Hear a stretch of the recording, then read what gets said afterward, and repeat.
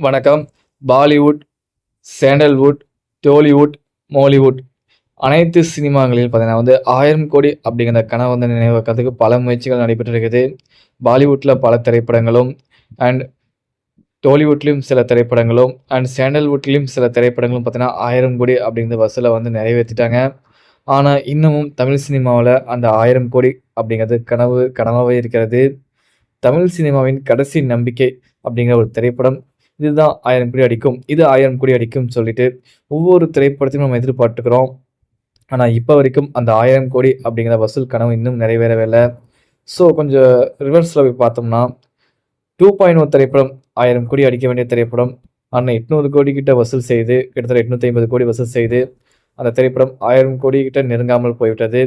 அதற்கு பிறகு வேற ஏதாவது திரைப்படம் அடிக்குமா அப்படின்னு எதிர்பார்த்தது விஜய் அவர்கள் நடித்த லியோ திரைப்படம். அந்த திரைப்படம் 1000 கோடி தொடும் அப்படிங்கிற மாரி விஜய் ஃபேன்ஸ் மத்தியில நல்ல ஒரு expectations and Lokesh Kanagaraj and Vijay அவருடைய காம்போ எதிர்பார்ப்பு இருந்துச்சு. ஆனா அந்த திரைப்படமும் 1000 கோடி அடிக்கல. அதன் பிறகு பார்த்தீங்கன்னா சூப்பர் ஸ்டார் ரஜினிகாந்த் அவர் நடித்த கூலி திரைப்படம், Lokesh Kanagaraj and super star Rajinikanth அவர்கள் அந்த காம்போக்கு நல்ல எதிர்பார்ப்பு. Biggest opening but A certificate mixed reviews சொல்லிட்டு இந்த திரைப்படமும் 1000 கோடி அடிக்கல.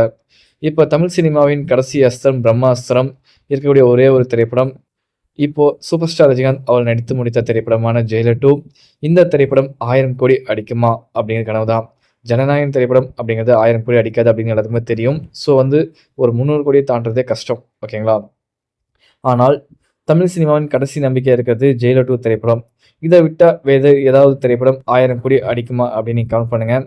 அண்ட் ஒரு திரைப்படம் 1000 கோடி அடிப்பது அப்படிங்கிறது பார்த்தீங்கன்னா சாதாரண விஷயம் இல்லை, ரொம்ப ரொம்ப பெரிய விஷயம்.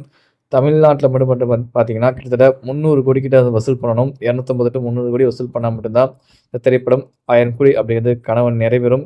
ஓவர்சீஸில் பார்த்தீங்கன்னா கிட்டத்தட்ட 300 கோர்ஸ் கிட்ட வசூல் பண்ணணும். அண்ட் பெஸ்ட் ஆஃப் இந்தியாலையும் பார்த்தீங்கன்னா 200 கோர்ஸ்க்கு மேலே வசூல் பண்ணணும்.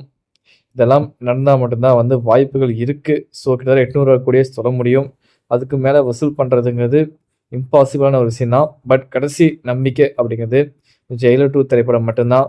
ஸோ ஜெயிலர் 2 திரைப்படம் 1000 கோடி கனவு அப்படிங்கிறது நிறைவேறுமா? நெல்சன் அவர்கள் சமம் பண்ணுவாரா? தமிழ் சினிமாவோட கடைசி நம்பிக்கை. இதை பற்றி உங்களுடைய கருத்துக்களை பதிவு பண்ணுங்க. நன்றி.